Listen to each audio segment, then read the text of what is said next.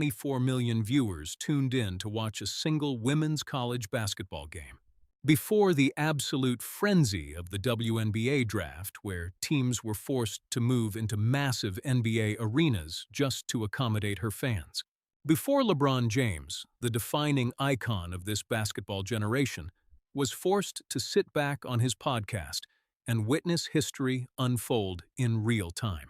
Before all the glitz, the glamour, and the multi-million-dollar endorsement deals, there was a mountain, a colossal, permanent monument in the landscape of basketball history that stood absolutely untouched, unbothered, and seemingly unbreakable for over half a century.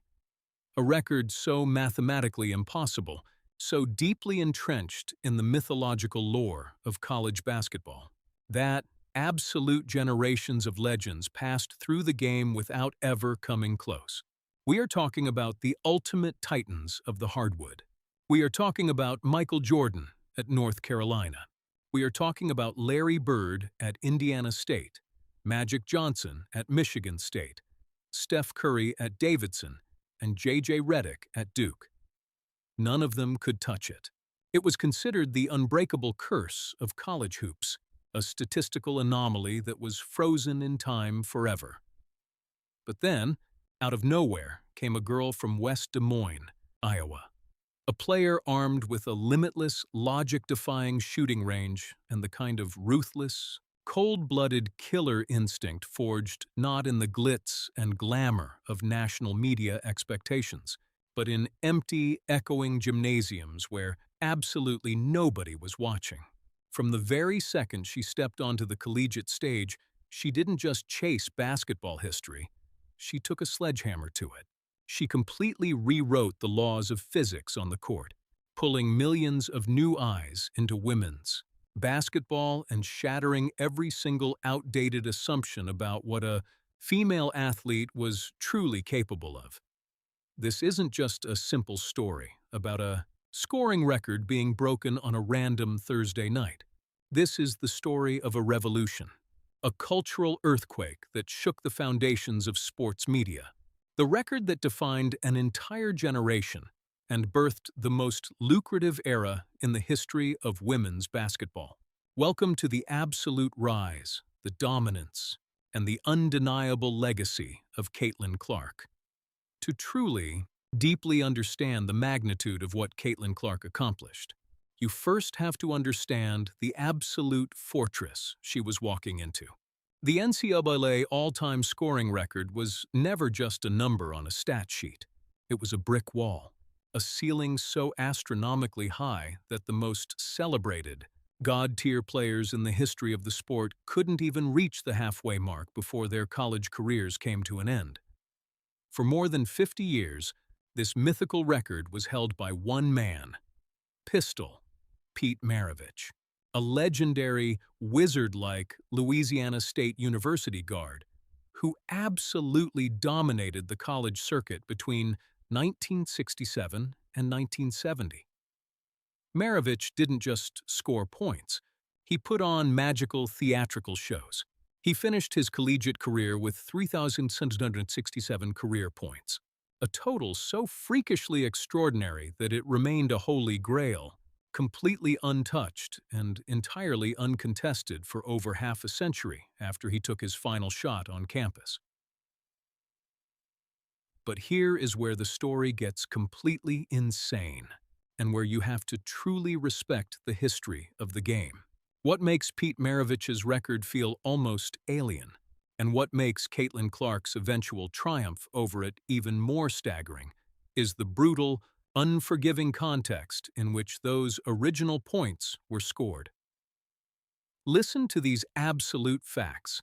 Pete Maravich played in an era of basketball before the three-point line even existed. Let that sink in for a moment. Every single bomb he dropped from 30 or 40 feet out, 2 points. Every single long-range jumper that would be worth 3 today, just 2 points. Furthermore, he played before the invention of the shot clock. This was a time when the game was agonizingly slow, incredibly methodical, and heavily reliant on stalling tactics. Teams could literally hold the basketball near half court for 10 minutes straight just to protect a small lead, drastically reducing the number of total possessions in a game. And perhaps the craziest restriction of all? Freshmen were not eligible to play varsity basketball back then due to NCAA rules. That means Pete Maravich's entire record-breaking college career lasted only 3 seasons. Not 4, just 3. In those mere 3 seasons, without a three-point line and without a shot clock, Pistol Pete averaged a mind-bending, reality-breaking 44.2 points per game. He built a mountain that the sports world universally agreed would stand until the end of time. When the modern era of basketball finally arrived, bringing with it the three-point line, the fast-paced shot clock, the deep analytics, the sports science, the customized nutrition plans, and the billion-dollar training facilities, nobody ever thought Maravich's record would be in jeopardy. The modern game is faster, the athletes are infinitely more skilled, and the offensive pace is completely rapid fire. And yet, for 37 years after the three-point line was introduced, in the most prolific offensive era the sport had ever witnessed, absolutely nobody came close to Pistol Pete. Not a man, not a woman, nobody. It took on the quality of a myth, a bedtime story told to young hoopers at basketball camps, until a girl from Iowa decided to pick up a basketball. Look at that impossible mountain and say, "Watch me." Caitlin Clark was born on January 22, 2002, in Des Moines, Iowa. She grew up in a place where basketball isn't just a game, it's a religion.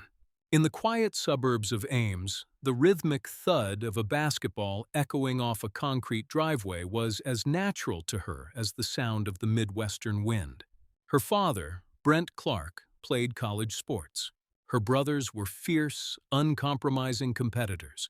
For Caitlin, basketball wasn't a hobby picked out of a catalog. It was a birthright. It was in her blood, her DNA, her very soul. But from day one, there was something terrifyingly different about her. By the time she was in middle school, Caitlin wasn't just dominating her female peers. She was actively seeking out boys' leagues. Not because there was a shortage of girls' teams in Iowa, but because the level of ruthless competition she craved, the sheer physicality, the speed, the trash talk, and the aggression she needed to evolve, simply did not exist in her age bracket unless she stepped into the fire against the boys. Her parents had to sign special waivers just to let her compete, and she didn't just participate, she completely took over. She didn't just want to win, she wanted to demoralize her opponents. She obsessed over her jump shot with the psychotic dedication of a mad scientist. While other kids were practicing basic layups and standard free throws, young Caitlin was dragging the basketball back to the mid-court logo. This specific shooting range, which would eventually paralyze the greatest defenses in college basketball and shock the entire world, did not arrive by accident. It was built deliberately, obsessively, through thousands upon thousands of hours of grueling, agonizing repetition in gyms that were entirely empty, save for her father rebounding, and the basketball. People who watched her practice in high school described an eerie, deeply unsettling experience. They watched a teenager attempt shots from 35 feet away with the same casual, emotionless confidence that most professional NBA veterans reserve for a wide-open, fast-break layup. The horrifying difference for her opponents? The shots always went in. It wasn't a trick. It wasn't luck. It was absolute, undeniable muscle memory. When she finally arrived at the University of Iowa as a highly touted recruit, she brought this audacious, lethal weapon to the grueling Big Ten Conference. In her very first games as a freshman, when she pulled up from the mid-court logo or launched deep transition three-pointers with a defender right in her face, opposing coaches literally laughed on the sidelines. They assumed it was sheer arrogance. They assumed it was reckless, selfish, undisciplined basketball that would quickly be punished by elite collegiate defenses. It took exactly one season of watching her completely detonate their defensive schemes for them to realize the terrifying truth. This wasn't recklessness. This was absolute, unadulterated mastery, operating at a range that the sport of women's basketball had never even thought to defend. She was a glitch in the matrix. Opposing teams started employing box-and-one defenses. They started face-guarding her the moment she stepped off the team bus. They picked her up at full court, absolutely terrified to give her even an inch of breathing room. And none of it mattered. Now we have to talk about LeBron James, because this is where the cultural impact of Caitlin Clark reaches an entirely different stratosphere.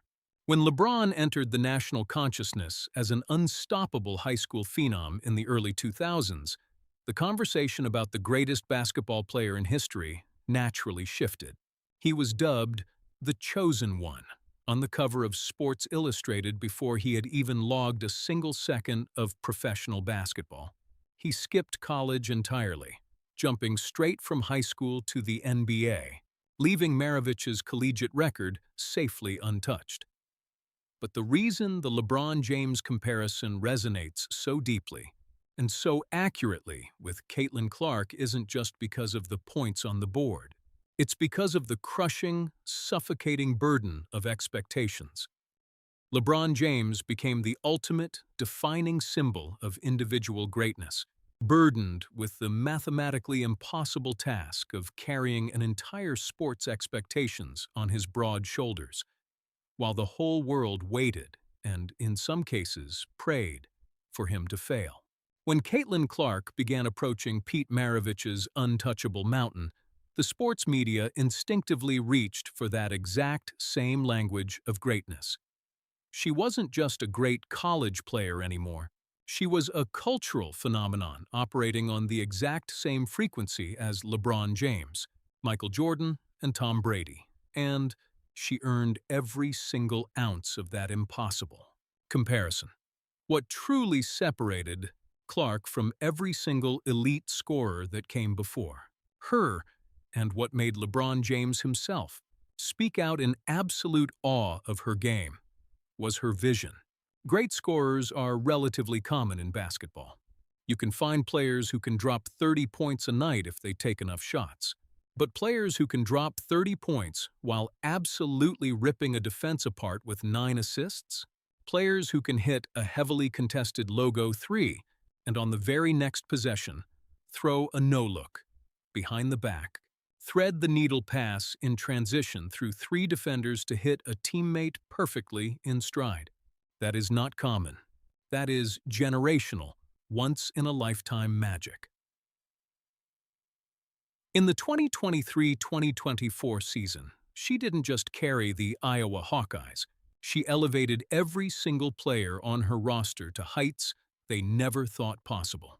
She transformed Carver Hawkeye Arena, a stadium that previously struggled to fill seats on cold winter nights, into the hottest, most exclusive, most expensive ticket in all of American sports.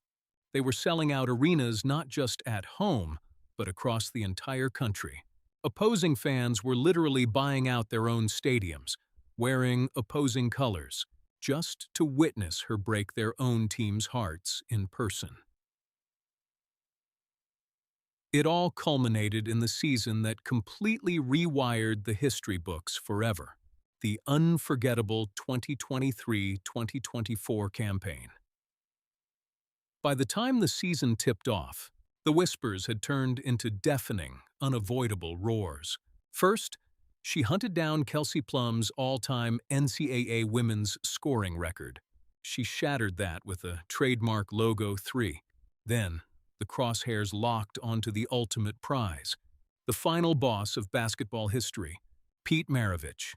The moment of total destiny arrived on February 15, 2024, a highly anticipated home game against the Michigan Wolverines in Iowa City. The buildup was unlike absolutely anything the sport of women's basketball had ever witnessed in its entire existence. Major television networks that historically ignored women's college basketball completely were running segmented countdowns every single hour. ESPN treated it like Game 7 of the NBA Finals. The New York Times ran front-page features. Hotels in Iowa City were completely sold out for weeks in advance, booked by thousands of people who weren't even students, who weren't even alumni. They were simply disciples of basketball who knew that a glitch in sports history was about to happen, and they desperately needed to breathe the same air when it did.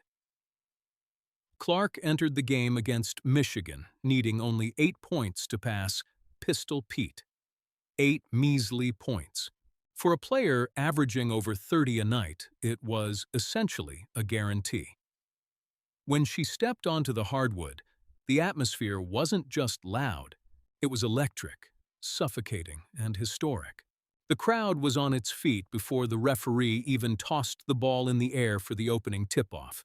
Every single time she crossed half court, the anticipation in the building was so thick you could cut it with a knife. You could literally feel the thousands of camera lenses tracking her every microscopic move. The Michigan defenders looked terrified, knowing they were about to be the answer to a trivia question for the rest of their lives. Her teammates looked at her with a mix of razor-sharp, locked-in focus and total, unadulterated awe. First quarter begins. She hits a smooth layup. The crowd goes wild. She hits a free throw. The decibel level rises. She hits a quick, contested three. The counter ticks down. She is just a bucket away. And then, with 2 minutes and 12 seconds left in the first quarter, the universe completely held its breath. Clark caught the ball in transition. She was standing near the iconic Tigerhawk logo at mid-court, approximately 35 feet from the basket. The exact same shot she had practiced 10,000 times in the dark, freezing, empty gyms of her childhood. The exact shot that old-school coaches told her was mathematically foolish and detrimental to the game. She didn't hesitate for a fraction of a second. She didn't look at the defense. She didn't look at the clock. She simply pulled up. The ball left her hands in a high, beautiful, terrifying arc. The entire arena went dead silent for exactly 1.5 seconds.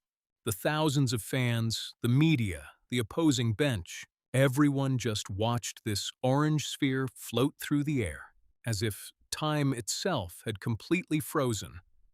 And then, swish. Nothing but the bottom of the net. The absolute eruption of Carver Hawkeye. Arena registered on the Richter scale. 3,668 points. She had done it. She had conquered the unbreakable mountain. The game literally stopped. The officials blew the whistle. Opposing players from Michigan broke character, dropped their defensive stances, and clapped. Her teammates swarmed her in a massive tidal wave of pure emotion. In that specific, crystalline moment, Carver Hawkeye Arena wasn't just a basketball gym in the Midwest. It was a global cathedral of greatness. Caitlin Clark finally allowed herself to break her cold-blooded killer persona. She smiled. She hugged her legendary coach, Lisa Bluter. The heavy, suffocating weight of 50 years of ghosts finally lifted off her shoulders. She would eventually finish her legendary, myth-making college career with an unfathomable 3,951 total points. Let that number sink in. 3,951 points. She didn't just break Pete Maravich's record. She took it, locked it in a titanium vault, and threw the key into the bottom of the ocean. It is a number so staggering that analysts believe it may stand for another 50 years, if not forever. The shockwave of that single logo 3 didn't just rattle the NCAA, it completely shattered the mainstream sports world.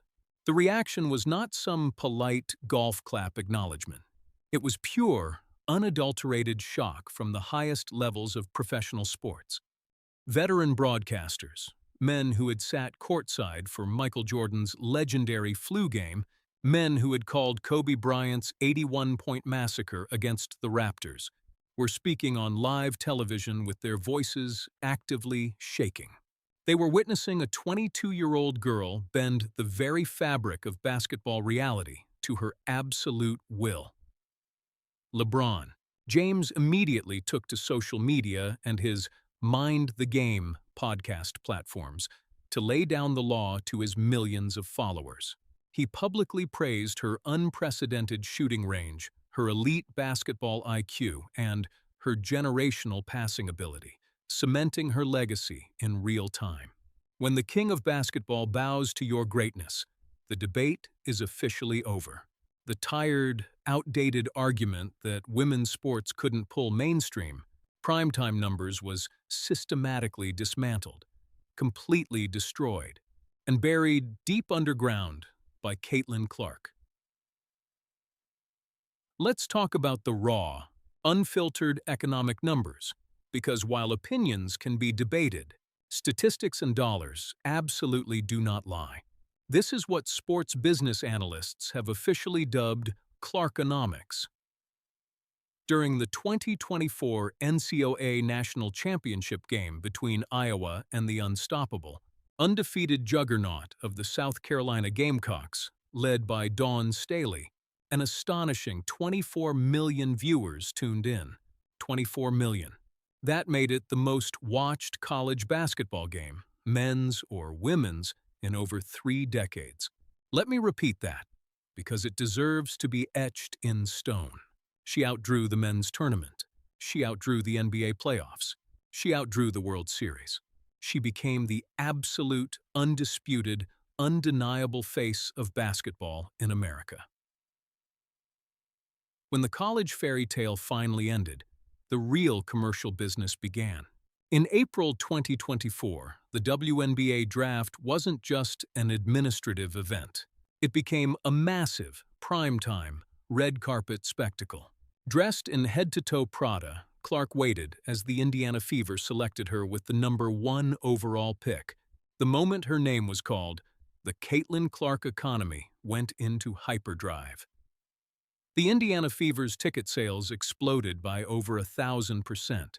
WNBA merchandise featuring her number 22 sold out across the entire globe within minutes of hitting the digital shelves, completely crashing the Fanatics website.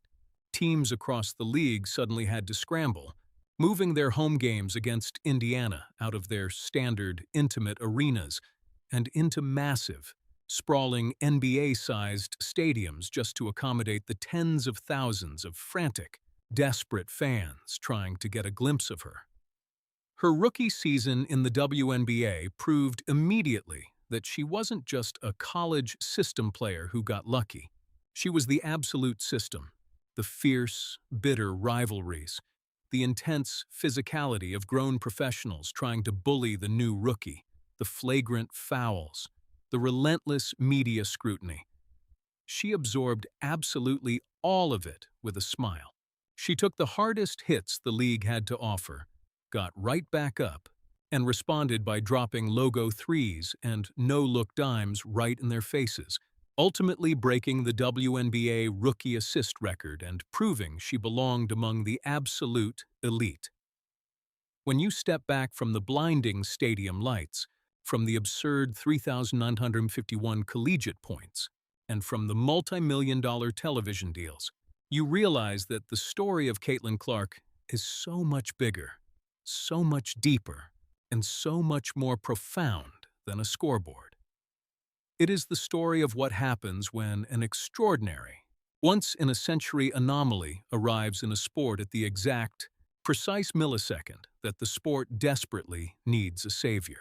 Women's basketball had a deeply devoted, hardcore fan base for decades. Absolute legends like Cheryl Swoops, Lisa Leslie, Diana Taurasi, Sue Bird, and Maya Moore laid the heavy concrete foundation through pure grit and determination. But what the sport lacked was the atomic bomb, the singular, gravity-defying superstar who could reach across the aisle, Grab the casual, everyday sports fan by the collar and force them to pay absolute attention. Caitlin Clark was that atomic bomb. For the millions of little girls watching from their living rooms, many of whom were sitting next to their fathers, watching a women's basketball game for the very first time in their entire lives, the message was visceral, powerful, and immediate. They watched, in real time on national television, as the ceiling of what was possible for a female athlete was absolutely decimated. The girls who watched Caitlin Clark dethrone Pistol Pete Maravich are growing up in a vastly, fundamentally different reality than the generations before them. They now know that the new mountain, the new supposedly unreachable ceiling, is 3,951 points. They know that women can sell out NBA arenas. They know that women can command the respect of LeBron James. And somewhere out there, right at this very second, in a freezing cold, echoing, empty gym in the early hours of the morning, a young girl is dragging a heavy rack of basketballs to the half-court logo. Her hands are tired, her legs are heavy, but she isn't stopping. She's looking up at the rafters, aiming at a hoop that looks a million miles away, and she is getting ready to chase the ghost of Caitlin Clark, a girl from Iowa, a player who absolutely refused to conform to the rules. A living, breathing legend who rewired the economy of a sport and rewrote the fundamental laws of basketball history. The scoring record was just the headline. The revolution is the reality.